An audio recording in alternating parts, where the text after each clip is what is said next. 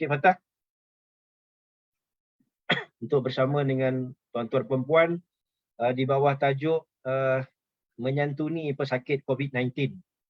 Dan ini adalah kisah benar daripada pengalaman akrab perkisah dalam menyantuni pesakit-pesakit COVID-19 dalam tempoh pandemik 1.0 dan juga 2.0 yang semasa ini.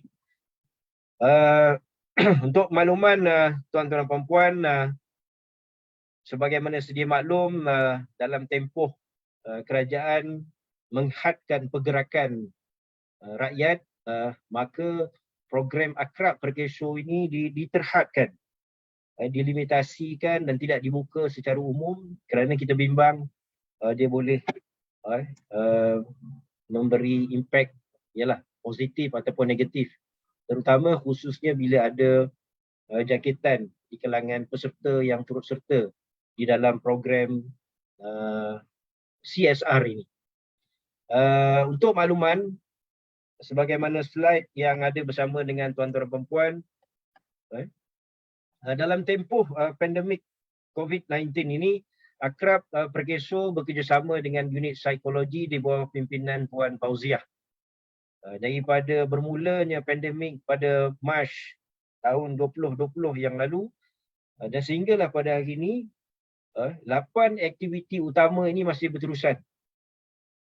Ada 8 aktiviti khususnya kepada anggota perkesho yang dikesan positif COVID-19. Dan dalam masa yang sama juga, kita juga menyumbang kepada frontliner dan juga tidak lupa kepada penerima faedah perkesho yang terkesan dengan pandemik COVID-19 ini di segi ekonomi dan sebagainya. Jadi slide saya ini akan mengambil analogi daripada piramid ini. Saya percaya semua sedia maklum, piramid ini dia ada 5 kotak dengan warna yang berbeza, dan piramid ini sebenarnya adalah mengambil teori hierarki Maslow sebenarnya. Saya percaya Encik Fatah, Encik Zamri semua yang terutamanya yang akrab ni memang dah terbiasa dengan teori ataupun hierarki Maslow ini. Jadi bagaimana kami melaksanakan amanah dalam menyantuni pesakit COVID-19 ini? Jadi dia bermula daripada hierarki Maslow yang terbawah sekali. Kerana kami percaya sekiranya kita tidak menyantuni pesakit-pesakit COVID-19 ini dari segi psikologinya, dia akan memberi kesan terutamanya kepada produktiviti kerja anggota perkesho sendiri secara khususnya, dan dia juga secara amnya kepada Kementerian Sumber Manusia juga. Sebab saya percaya peranan kita di Kementerian Sumber Manusia memang amat besar dalam tempoh pandemik ini. Banyak yang kerajaan amanahkan kepada Kementerian Sumber Manusia dalam pakej prihatinnya lah, pakej macam-macam lah, permain sekarang ni. Jadi dalam masa kita menyantuni rakyat di luar sana, kami akrab tidak lupa kepada peranan untuk kita menyantuni anggota perkesho yang terkesan dengan penyakit COVID-19 ini. Jadi daripada 8 aktiviti ini, yang pertama adalah yang saya nak tekankan, peruntukan yang kami gunakan ini tidak menggunakan peruntukan belanja mengurus perkesho ataupun belanja pembangunan perkesho. Peruntukan yang kami dapat ini sebagaimana di dalam kotak yang berwarna kuning di slide ini, yang atas ni kan, adalah hasil daripada Wakalah Lembaga Zakat Selangor dan Majlis Agama Islam Wilayah Persekutuan. Perkesho dilantik hasil daripada potongan zakat berjadual oleh anggota perkesho yang melebihi 100,000 setahun di Selangor dan Wilayah Persekutuan. Jadi kami diberi amanah sebanyak lebih kurang 12.5% di 2 agensi ini untuk mengembalikan kepada asnaf-asnaf yang berkelayakan, terutamanya asnaf fakir dan miskin. Jadi dengan peruntukan inilah kami gunakan untuk aktiviti menyantuni pesakit COVID-19, sama ada rakyat di luar sana, penerima faedah perkesho, dan khususnya buat anggota perkesho yang terkesan akibat penyakit ini. Jadi ialah uh, zakat ini dia punyai syarat-syarat yang ketat untuk kita mengagihkan sumbangan ini. Itu sedia maklum bahawa dia ada kalkulator had kifayah dia. Tetapi apabila kami mendapat pencerahan daripada Zakat Selangor dan Mawib, pandemik COVID-19 ini dianggap sebagai satu bencana musibah. Jadi maksud bencana dan musibah ini dia setara dengan apa yang dianggap seperti ribut, kebakaran, banjir dan lain-lain. Jadi apabila disetara, jadi dia boleh dianggap sebagai mereka yang terkesan dengan bencana ini boleh dianggap sebagai jatuh miskin akibat kerugian yang bersifat semasa. Jadi aktiviti ini boleh dikategorikan atau diklasifikasikan sebagai aktiviti fisabilillah. Cuma jumlah yang kita bagi kepada mereka yang terkesan dengan penyakit ini adalah bersifat sekadarnya. Tak adalah seorang masuk ward kita bagi sampai 10,000. Tak adalah macam tu.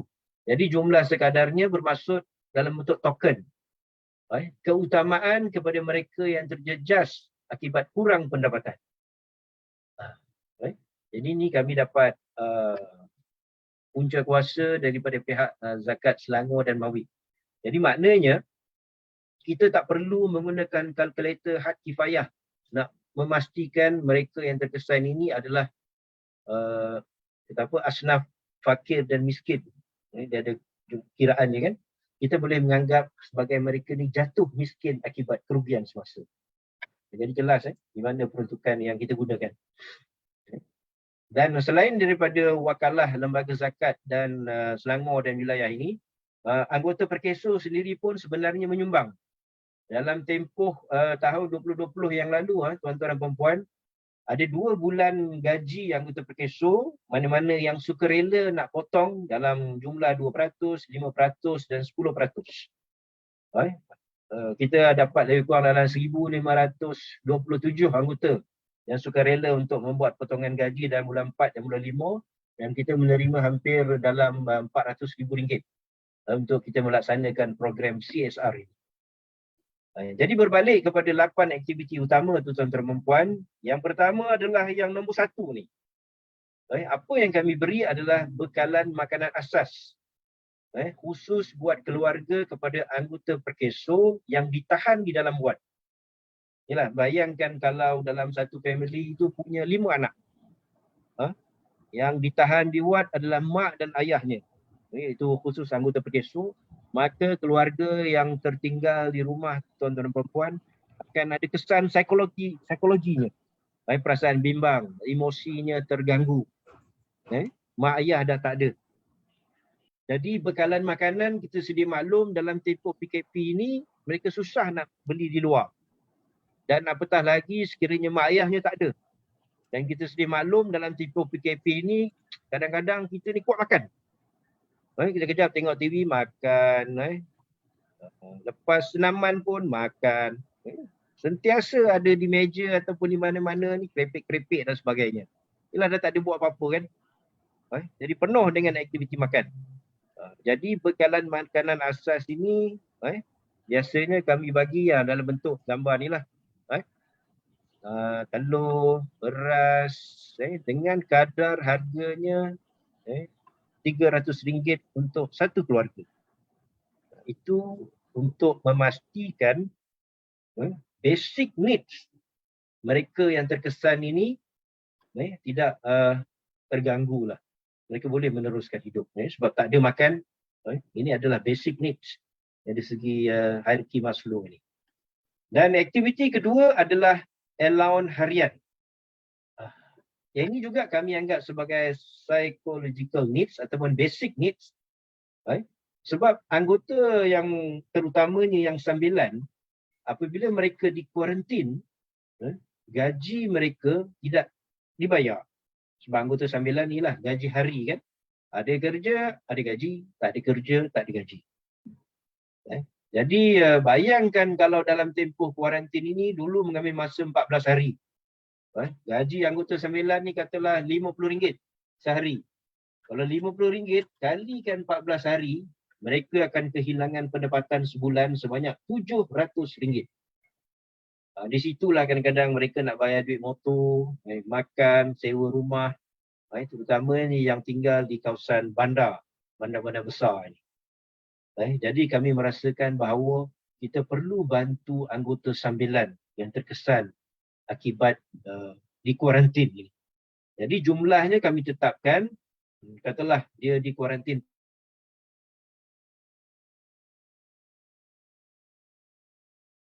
capping RM500 sahaja.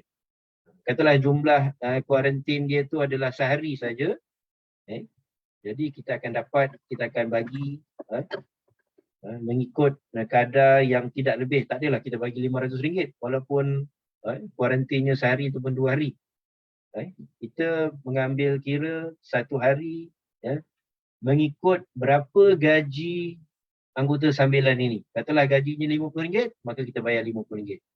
Tetapi capping maksimumnya adalah RM500. Okey, jelas Itu aktiviti kedua kami.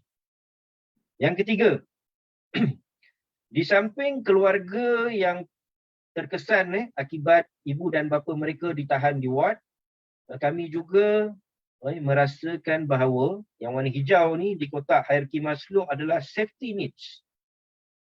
Kita sedia maklum COVID-19 ini tak kelihatan di mata, tetapi amat berbahaya. Terutamanya buat mereka yang telah dikesan positif dan berada di dalam ward, ditahan di ward. Kita sedia maklum sebenarnya pesakit COVID-19 ni dia ada 4 kategori. Kategori pertama yang dikesan positif tapi tak ada langsung gejala-gejala yang serius. Mereka boleh bersenam. Even anggota perkeso yang ditahan di ward Sungai Buloh, dia boleh post dekat Facebook, dia buat exercise, macam-macam lah. Nak menampakkan bahawa dia ni sihat. Sebab bila dalam grup WhatsApp, setiap hari orang doakan dia kan. Semoga sembuh, rupa-rupanya walaupun doa ataupun kata-kata semangat ini buat mereka yang dalam kategori 1 ni yang nampak sihat, dia boleh jadi terkesan juga emosi mereka. Sebab rasa, aku tak ada apa-apa pun. Sihat, tak ada tanda-tanda apa pun. Tapi disebabkan positif, mereka ditahan juga di ward. Kategori kedua adalah mereka yang ada gejala. Tetapi mild sahaja. Sekejap sesama, sekejap batuk. Kategori ketiga adalah mereka yang lebih tinggi risikonya. Iaitulah yang ada masalah gejala tadi, tapi sekejap sesak nafas. Memerlukan bantuan sokongan pernafasan dan sebagainya. Dan kategori keempat adalah yang amat berisiko tinggi. Iaitu yang punya penyakit non-communicable disease, hypertension, diabetik, masalah jantung dan sebagainya. Orang-orang yang berisiko tinggi ini biasanya dia dalam keadaan koma. Dan dia perlu diberi perlindungan 24 jam oleh pihak hospital. Mereka ni pun sebenarnya terkesan. Bukan sekadar mereka ni terkesan, tetapi keluarga di rumah. Even kawan-kawan di pejabat pun sebenarnya terkesan.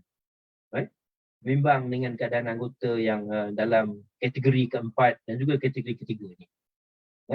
Jadi apa yang kami beri adalah kita bagi mereka bungkusan rindu. Dengan kos RM100 seorang. Apa yang kami bekalkan adalah vitamin C, hand sanitizer kepada anggota kategori 1, 2 dan 3 tadi. Sama ada mereka ditahan di ward ataupun di kuarantin di rumah. Sekarang ni memang KKM, mereka yang dalam kategori 1 dan 2 ni, kadang-kadang dah banyak sangat kes kan. Dia tak tahan di ward. Mereka suruh kuarantin sendiri di rumah. Jadi inilah yang kami bagilah. Kita bagi kad ucapan dalam buku sah. Ini gambar-gambar kita buat packing di Hospital Sungai Buloh. Dan kita masukkan dalam kotak-kotak ni mengikut aras di Hospital Sungai Buloh. Tetapi tuan-tuan dan puan-puan, rupanya di Sungai Buloh ini, terutamanya dia ada 4 lokasi di mana mereka yang terkesan ini ditempatkan.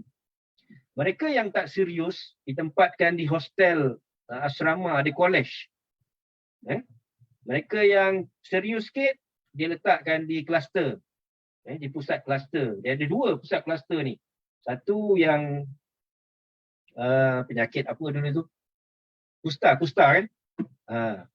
Kusta ni ada dua rupanya. Satu untuk yang biasa, ada satu lagi kan, kusta yang untuk tahanan-tahanan jenayah ni. Ditempatkan jauh. Jadi kebetulan ada juga anggota perkeso yang ditempatkan bersama dengan tahanan-tahanan jenayah ni.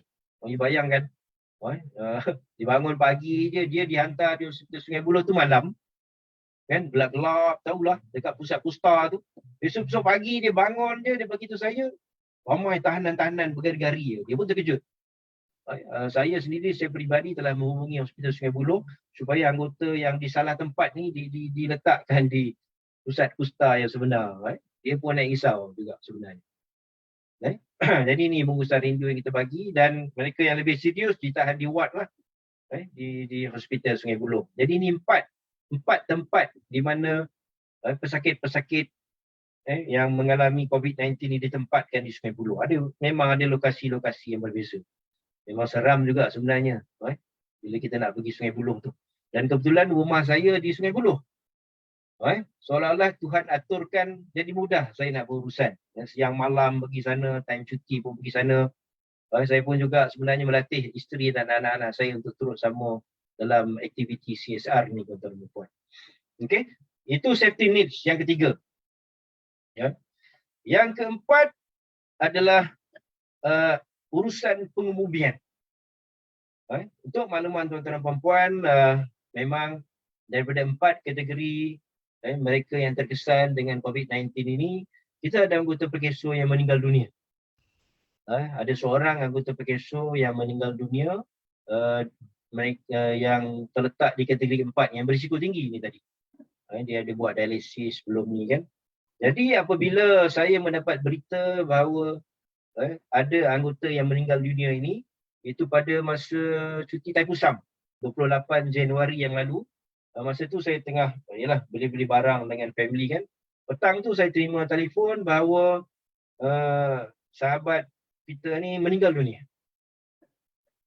Jadi dia minta, kebetulan saya duduk di Desa Kofil Sungai Buloh kan, jarak lebih kurang 5-10 minit je, minta bantu untuk uruskan dengan forensik Sungai Buloh. Dan saya juga telah menghubungi waris terdekat. Kebetulan anggota ni bujang, waris terdekatnya adalah kakaknya. Kakak ni pun juga dalam dekat rumah saya ni, dalam daratnya dalam 5 km. Alhamdulillah. Tuhan aturkan perjalanan untuk saya menguruskan jenazah ini mudah. Cumanya bila saya hubungi, sebab anggota ni tak punya keluarga yang dekat. Kakak dia pun ada suami dia, ada anak-anak dia. Jadi mereka pun tak boleh merentas dan sebagainya. Jadi family ni mengharapkan majikan untuk menguruskan jenazah adiknya.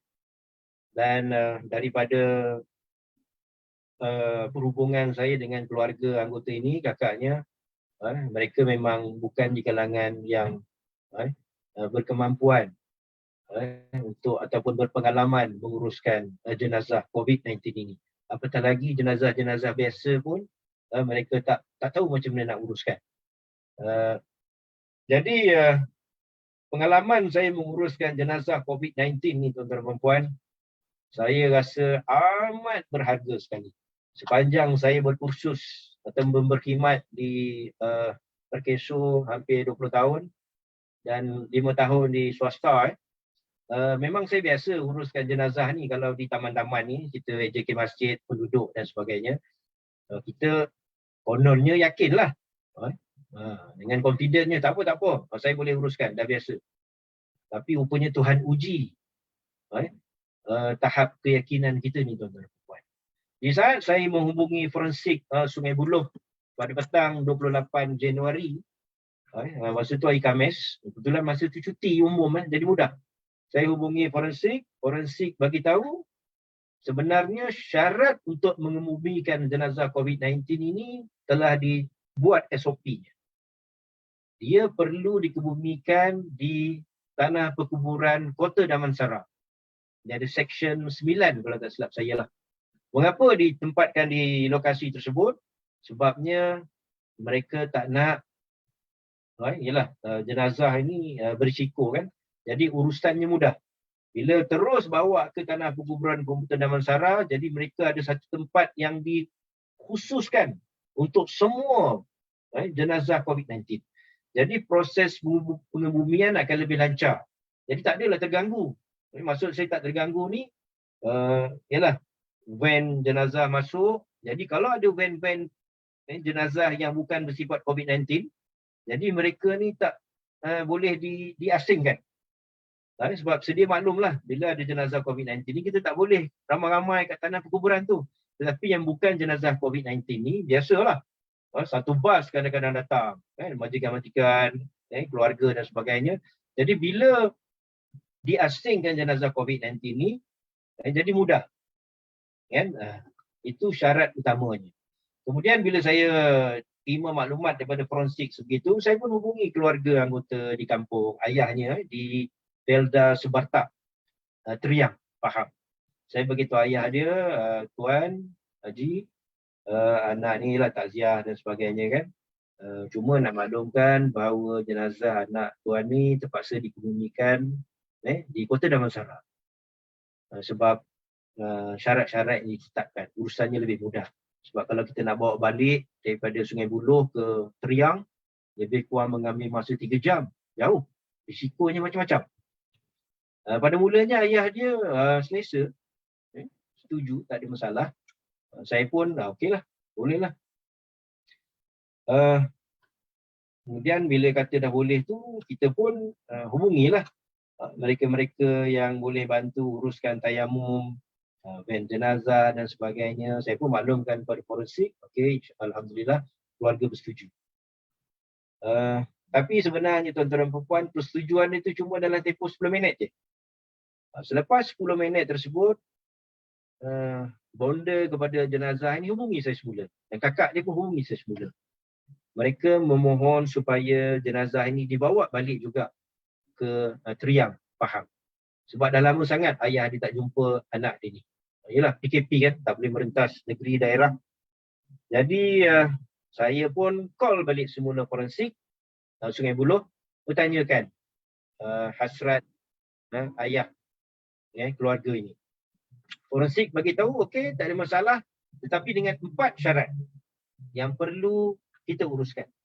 Yang pertama, Encik Razmi kena hubungi pihak polis untuk keizinan merentas negeri. Jadi Sungai Buloh lah, mungkin saya. Kemudian Encik Razmi perlu juga hubungi polis di Teriang, Pahang, sama ada boleh menerima ataupun tidak jenazah COVID-19. Itu yang pertama, syarat pertama, polis di Sungai Buloh dan di Teriang, Pahang. Dan yang kedua, Encik Razmi kena hubungi Pusat Kesihatan Daerah terhampir di Teriang, itu di Bera. Sama ada mereka boleh mengizinkan jenazah dibawa balik ke tanah perkuburan Felda Sebartak, Teriang, Pahang. Saya kata okey, tak ada masalah. Ketiga, Encik Razmi kena hubungi Ketua Kampung Felda Sebartak, sama ada boleh menerima tak jenazah COVID-19. Syarat ketiga. Dan yang keempat, Encik Razmi kena hubungi penggali kubur di Felda Sebartak, sama ada boleh mematuhi tak SOP untuk mengebumikan jenazah COVID-19. 4 syarat tuan-tuan dan puan, bila saya dengar, tahan. Kita ingatkan senang je. Kita dah biasa hubungi kawan-kawan kan. Saya pun hubungi malam tu, hubungi sampailah pukul 11 malam adalah keizinan yang terakhir daripada Pusat Kesihatan Daerah Bera. Lepas ketua kampung kata okey, tak ada masalah. Penggali kubur pun kata okey, tak ada masalah. Semua okey. Jadi alhamdulillah pukul 11, saya ingat lagi 11.28 malam, saya dapat call daripada Dr. Arifin. Saya ingat nama dia. Dia kata okey, kita bersedia untuk menerima jenazah COVID-19 dan polis pun maklumkan saya, once saya masuk saja tol Temerloh dengan van jenazah, mereka akan escort sampailah ke Felda Sebartak, Teriang, Pahang. Jadi dengan lega kita boleh tidur malam tu. Tetapi dalam fikiran saya dah mula fikirkan sesuatu yang lebih sukar akan berlaku pada hari kejadian, itu esok hari. Saya bersedia sebab bila saya dah terasa nak bawa pun payah ni, 4 syarat. Esok saya rasa mesti ada lagi banyak-banyak syarat. Jadi besoknya pukul 9 pagi saya bersama dengan kakak Allahyarham pun tibalah di forensik Sungai Buloh. Saat tiba di forensik Sungai Buloh, tuan-tuan dan puan-puan, hospital meletakkan 4 syarat lagi. Daripada syarat yang 4 tadi tu lain, 4 syarat lagi. Yang pertama, dia maklumkan mesti pastikan driver van jenazah ini full set PPE. Rupanya PPE ni pun ada kategori-kategori dia. Kategori untuk bawa van jenazah ni pun berbeza daripada PPE yang biasa. Ya, pakaian semua tu kan, complete. Itu syarat pertama. Yang kedua, van jenazah yang membawa pesakit COVID-19 ini bukan sekadar satu saja. Dia perlu ada 2 van. Mengapa? Yalah, pesakit COVID-19 kan, tiba-tiba ada aksiden, van jenazah rosak. Driver pula keluar dengan pakai full set PPE tu dekat highway. Tak, panik. Tak, menjadi viral pula. Dah parah pula. Jadi kena ada 2 van. Van yang biasa dan kena ada van backup mengiringi jenazah COVID-19. Itu syarat kedua. Syarat ketiga, seboleh-bolehnya van jenazah ini tidak boleh berhenti di mana-mana R&R ataupun di stesen minyak. Sebabnya, ialah bila driver keluar, kan, dia nak isi minyak ataupun singgah nak makan tengah hari ke, nak beli barang ke apa, kan, sebab waktu bertolak lebih kurang pukul 11.30, sepatutnya pukul 9.30, tapi delay dengan sebab syarat-syarat ni. Dah waktu lunch kan, itu Jumaat, nak solat Jumaat pun tak boleh. Jadi semua lapar, dia kata tak boleh berhenti. Sebab bila dia berhenti, dia akan menimbulkan panik kepada orang awam yang nampak dengan full set PPE tersebut. Itu syarat yang ketiga. Dan syarat keempat, van jenazah ini perlu masuk ke tanah kubur betul-betul di kawasan di liang lahat tersebut, dan driver ni kena sama-sama turunkan. Menggunakan driver ni juga sebab ada full set PPE kan, dan tak boleh melibatkan orang yang ramai. Jadi ini 4 syarat. Bila dengar saja 4 syarat ni, sebagaimana yang saya maklumkan tadi, saya dah bersedia dengan kata apa, the worst senario ni. Ekspektasinya begitulah.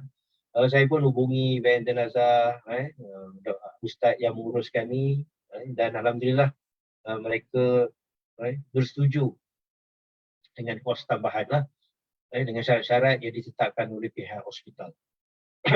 Cuma apa yang saya nak sharekan dengan sini, tuan-tuan dan puan, sekiranya ada lagi kes-kes kematian melibatkan saudara mara, tuan-tuan dan puan, memanglah ikutlah nasihat pihak hospital.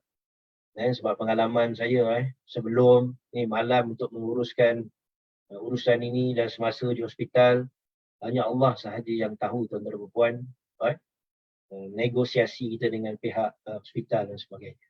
Dan kalau boleh serahkan sebenarnya kepada pihak hospital. Tak perlulah kita nak bicara lebih-lebih dengan pihak hospital, sebab mereka ni expert. Dia dah biasa kan, banyak kes-kes kematian setiap hari. Jadi seeloknya serahkanlah kepada mereka yang expert dan pakar dalam bidang ini. Itu dalam perjalanan, sepanjang perjalanan itulah saya dengan 2 van, saya mengikut sekali dengan surat kebenaran daripada polis dan sebagainya. Dan perjalanan itulah kita berzikir. Tapi nak jadi cerita dalam perjalanan tersebut, ialah kita tak tahu apa ni, ada masalah tayar pula van jenazah ni, kena isikan pula angin. Jadi saya minta izin driver van tu, biar kita orang yang tak pakai full set PPE ni, kalau nak beli makan ke, singgah Shell ke singgah apa boleh. Tapi dia ada SOP dia, kalau nak singgah di R&R tak boleh parking di tempat awam dan sebagainya, kena jarak yang jauh. Jadi kita orang lah tolong belikan makanan, isikan minyak, pam angin tayar ni sebagainya. Perjalanan lebih kurang mengambil masa 3.5 jam. Jadi alhamdulillah sampai saja di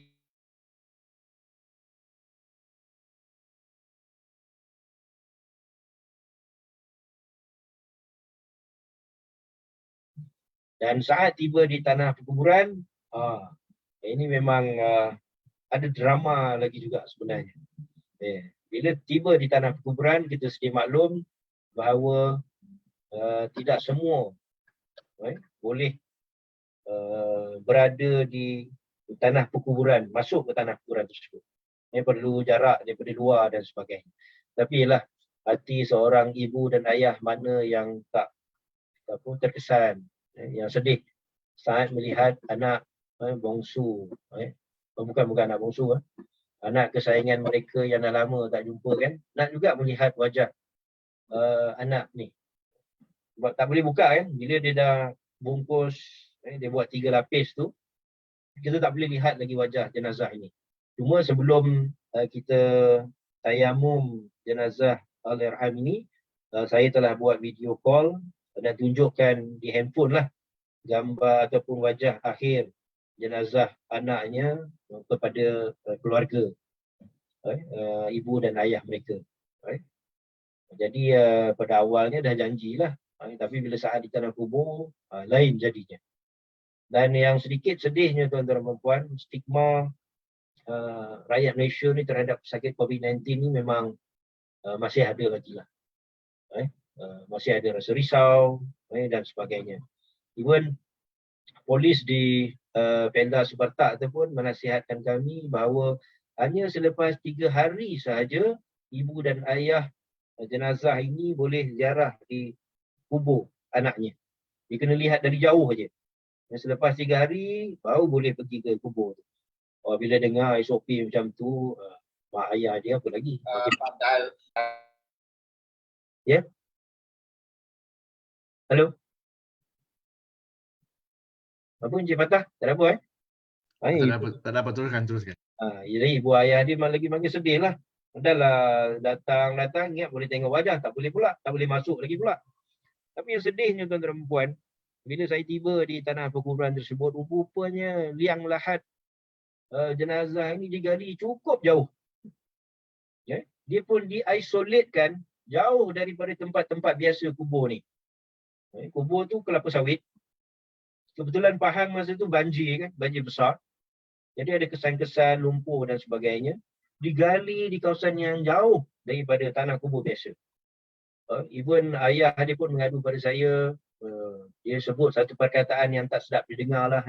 Kata anak saya ni bukan mati murtad, sehingga dipinggirkan sebegini rupa. Tak boleh tengok, tak ada siapa nak ziarah. Dalam WhatsApp group family pun macam seolah-olah takut bila anak saya dibawa balik ke Pemda Sebertak ini. Sampai ke tanah kubur pun digali jauh. Dahlah saya tak boleh tengok. Diletakkan di hujung pula. Puaslah kita memujuk ayah dia, ini SOP dan sebagainya. Berterima kasihlah kita dah selamat sampai di Pemda Sebertak. Tetapi ialah, ibu yang melahirkan anak, ayah yang membesarkan anak ni, ialah emosinya terkesan bila melihat situasi sebegitu rupa. Jadi yang saya paling bimbang, mak ayah ni, ibu ayah arwah ni terus maju. Itu hilang. Kita dah penat-penat bawa ke Pemda Sebertak ni, tanah kubur ni, rupanya bila dia maju ni langsung dia hilang. Jadi tertangguhlah proses nak mengemumikan ni. Kita pun pujuk dia, mana pergi pula orang tua ni. Jadi saya merayu pada polis supaya diizinkanlah. Saya pun mohon supaya ibu kepada arwah ni doalah banyak-banyak. Tetapi ialah tuan-tuan dan puan, berkat doa seorang ibu dah jadikan cerita lah. Ini memang miracle jugalah. Yang lahat yang digali di satu kawasan yang jauh daripada kubur biasa di tanah kubur ni tiba-tiba runtuh. Mungkin dengan sebab banjir tadi di Pahang, tiba-tiba runtuh nak jadikan cerita. Penggali kubur tu datang jumpa saya, dia kata, "Tuan, ni macam mana ni tiba-tiba runtuh, tertutup liang lahat tersebut." Saya terus panggil polis, saya terus panggil Inspektor Kesihatan PKD Bera. Saya kata, Tuhan dah menunjukkan sesuatu pada kita. Dan ini mungkin berkat doa seorang ibu yang melahirkan anaknya. Jadi saya mohon sangat pada Tuan Polis, kita gali semula liang lahat jenazah ini di tempat yang biasa. Yalah, benda bila dah macam kisah tanah kubur kat drama tu kan, dah jadi macam tu kan. Polis tu pun, dia begitu, okey, betul, okey, saya ikut SOP. Dan even mak ayah dia ni pun diizinkan untuk sama-sama menurunkan anaknya ke liang lahat yang baru tadi. Dengan syarat memakai PPE lah. Jadi proses tu jadi mudah. walaupun pada awalnya sedikit susah. Jadi diturunkan dengan tali dia tak boleh pegang kan, sampailah ke liang lahat tersebut, dan alhamdulillah talqin semua tak boleh kan. Proses kemudian selesai. Alhamdulillah dalam pukul 3 petang semuanya selesai. Dan kita juga membuat kutipan untuk pastikan semua perbelanjaan ditanggung oleh hasil sumbangan anggota-anggota PKSU. Jadi ini yang keempat. Iaitu kalau di hierarki Maslow yang oren ni adalah belongingness and love needs. Proses kita nak memastikan emosi keluarga jenazah ini tidak terkesan. Yang kelima, kita juga menjadi pemudah cara urusan keluarga yang tertinggal di rumah. Kita juga menjemput pulang anggota-anggota PKSU yang telah selesai di kuarantin di hospital. Kita bawa kenderaan PKSU untuk bawa mereka balik ke rumah. Yalah, bila mereka dah boleh keluar hospital tu kan, nak telefon Grab pun takut. Kan? Jadi kami minta driver-driver PKSU untuk bantu jemput anggota-anggota yang boleh dah keluar supaya hantar mereka kembali ke rumah dengan asbab belongingness and love needs tadi. Kita juga bagikan ucapan semasa dan selepas dari semasa ke semasa sokongan emosi kepada mereka yang terkesan dengan COVID-19. Dan yang keenam adalah kita bila mereka dah keluar di tuan-tuan dan puan, kita sedia maklum masih ada stigma lagi. Bimbang mereka yang dah keluar daripada buat ni boleh menjangkit pula orang lain. Tapi sebenarnya tak. Pesakit COVID-19 ini walaupun virus itu dah ada dalam badan mereka, dia tak akan menyebarkan lagi sebenarnya virus ni keluar. Tapi ialah masih ada lagi was-was di kalangan persekitaran.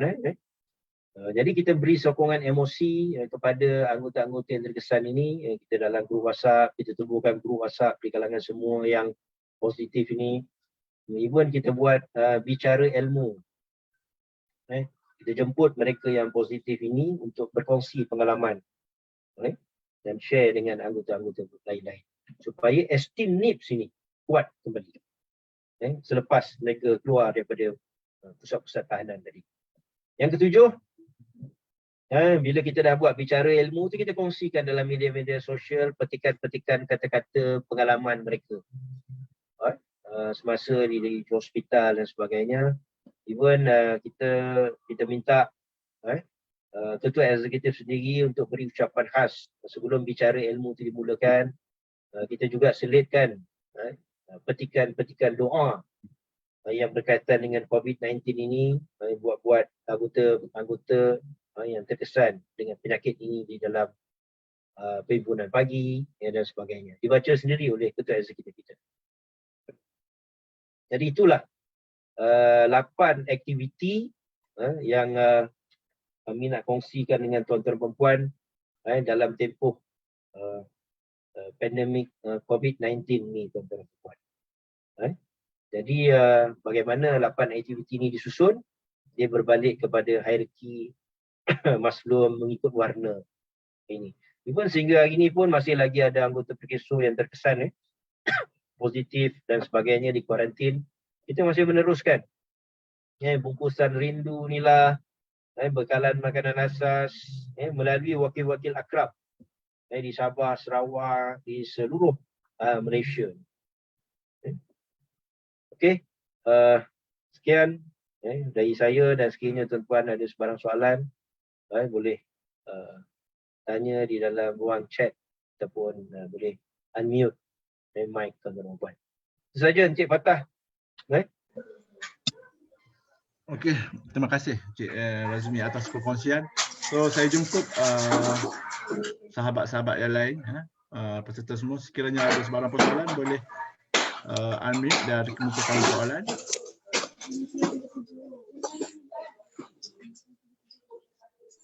Cik Razmi, kalau boleh dikongsikan lah.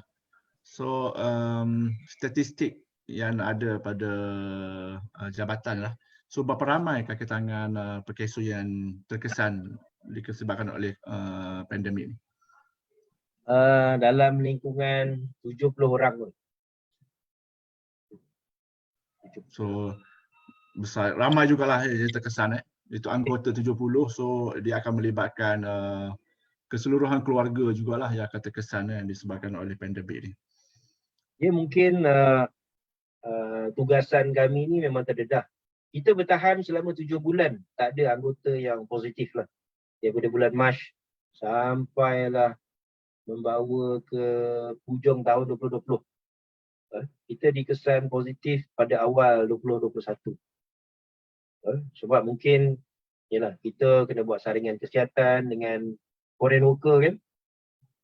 Jadi risikonya tinggi, tapi alhamdulillah lah 7 bulan bertahan, tapi akhirnya tak tertahan juga.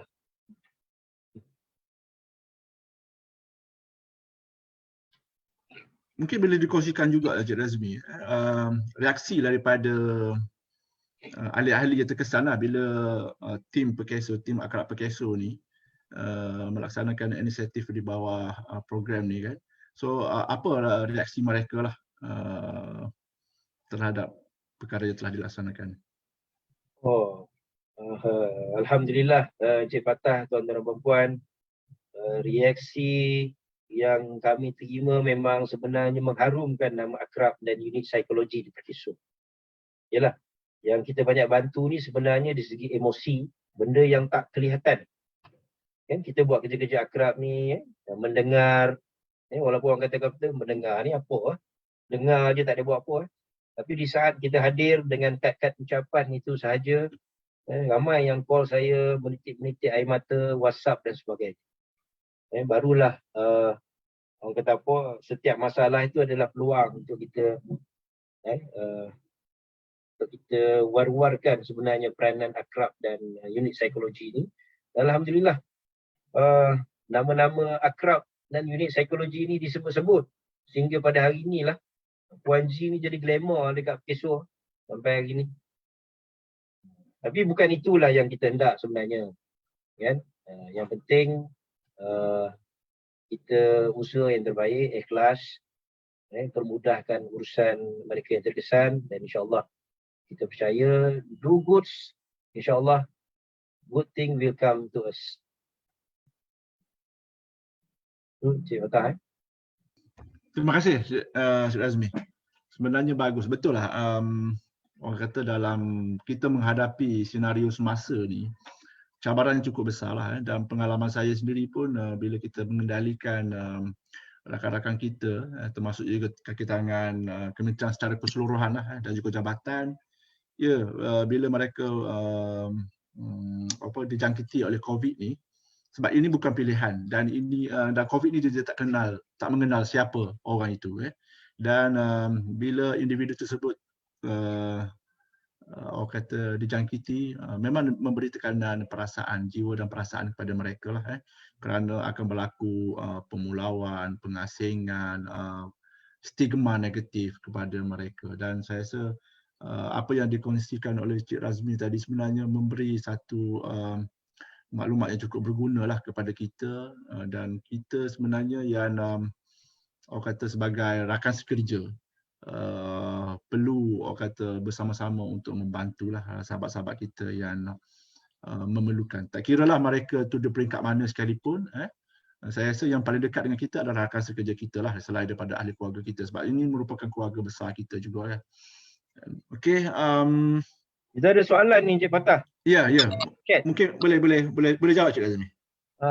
Dia tanya, yalah, antara orang yang hidup dan orang yang mati inilah rumusan soalan dia. Mereka yang hidup ni kita boleh rapat dengan mereka, bila dah keluar dari kuarantin. Tapi yang mati ni betul-betul kita kena jaga prosedur dan sebagainya. Tak boleh ziarah lepas 3 hari, kena pakai full set PPE dan sebagainya. Yang ini pun saya bertanyakan juga dengan inspektor kesihatan. Bila kita argue dekat tanah perkuburan tersebut, mengapa ada SOP yang berbeza antara orang yang hidup dengan yang mati ni? Rupanya alasan mereka yang pertama adalah memang dia tak ada dibuat bedah siasat orang-orang yang meninggal dunia ni, jadi mereka tak tahu risiko kesan dia tu macam mana. Dia tak ada, kita buat kajian khas. Tahu-tahu meninggal je terus ke bumi. Berbanding mereka yang hidup ni. Mereka yang hidup ni, dia akan buat kajian lah. Tengok ada berjangkit tak. Bila tu dah tested and proven, selamat. Yang mati ni, bila tak dibuat bersiasat dan sebagainya, jadi mereka wujudkan SOP sebagai langkah berjaga-jaga. Jadi itu jawapan yang diberi pada saya lah. Tapi SOP ni pun kadang-kadang saya pun muskil lah. Bila polis Felda Sebertak beritahu saya selepas 3 hari, baru boleh nak pergi kat tengok kubur tu kan, macam talqin tu. Saya pun kata, dah dalam tanah pun tak boleh juga. Kena tunggu 3 hari pula. Takkan virus tu boleh keluar daripada kubur tu. Muskil juga saya. Tapi saya tak ada lagi dengan polis tu, dalam hati je lah. Kita tertanya-tanya, sampai macam tu. Saya pun sempatlah Google. Tengok, ada yang boleh, ada yang tak boleh. Tapi lah, bila kita tengok yang viral dekat TV tu pun, semua kena tengok dari jauh kan. Pakai PPE dengan van, semua tak boleh. Yang latest yang meninggal Tan Sri Salih Abbas tu kan. Even orang yang tersohor di Malaysia pun, tak boleh ada orang ziarah ramai-ramai. Ni apatah lagi kita ni marhain saja. Harap-harap saya menjawab soalan ni.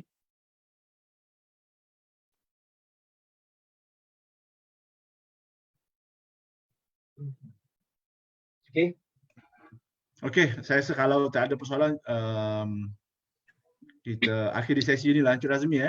So, kami di peringkat Urustia lah merakamkan jutaan terima kasih pada Encik Razmi atas perkongsian yang cukup berguna lah kepada kita sebagai orang kata meningkatkan dari segi pengetahuan dan juga kemahiran kita dah dalam kita berhadapan dengan situasi ini. Sebab mungkin kita jangkakan pandemik ini akan berterusan lagi untuk tahun 2021 dan saya rasa mungkin daripada perkongsian ini kita juga boleh ambil manfaat untuk kita sebarkan maklumat ini kepada pihak-pihak yang inilah. Saya nak sebut sini Encik Fatah. Ya. Saya rasa ilmu kita belajar akrab ni kan, walaupun saya bukan kaunselor, memang amat berguna bila kita menguruskan sakit COVID-19. Kemahiran mendengarnya, dengan walker-walker dan sebagainya, memang boleh digunakan sepenuhnya lah. Terima kasihlah akrab KSM, psikologi yang banyak melatih kami yang bukan mahir dalam bidang psikologi, yang kata apa, emosi ni kan, yang tak kelihatan di mata, sama macam COVID jugalah. Tapi impaknya besar, peranannya besar pada orang yang terkesan dengan pandemik. Terima kasih Encik Fatah dan semua. Okey, so terima kasih Encik Razmi atas perkongsian pagi ini. Dan untuk makluman tuan-tuan dan puan-puan peserta semua, Urustia telah share borang penilaian bicara psikologi bilangan 6, bicara akrab bilangan 6 di ruangan chatbot. So tuan-tuan boleh isi kat situ, insya-Allah akan dapat CJ secara online. Cuma satu pesanan saya, sekiranya boleh tuan-tuan masukkan email personal. Sebab email, kalau masukkan email rasmi, terutamanya email JTM tu dia agak problem sikit untuk terima secara automatik CJ penyertaan lah. So tuan-tuan boleh isi kat situ. Saya rasa itu saja Encik Razmi. Sekarang kita akhiri sesi ini. Terima kasih daripada pihak kami. InsyaAllah ada ruang dan masa kita akan ketemu lagi pada masa akan datang lah. So terima kasih. Wabillahi taufiq wal hidayah.